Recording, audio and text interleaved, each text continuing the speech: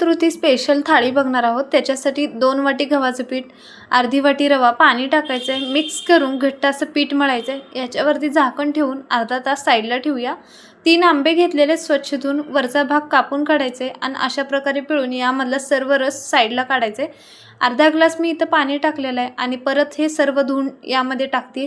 अर्धी वाटी साखर, अर्धी वाटी दूध टाकायचं आहे आणि सर्व मिक्स करून दाटसर असा आंब्याचा रस तयार करून घेतला आहे।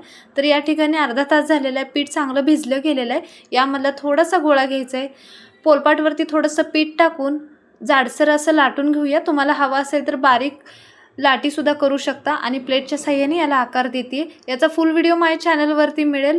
पूर्ण थाळीची रेसिपी शेअर केलेली आहे। तेल एकदम कडकडीत गरम करायचं आहे आणि मोठा गॅस करून पुरी चांगल्या प्रकारे तळून घ्यायची आहे। अक्षय तृतीया स्पेशलची फुल थाळीची रेसिपी मी शेअर केली आहे, एकदा नक्की चेक करा। तर या ठिकाणी आपलं रस पुरी वगैरे तयार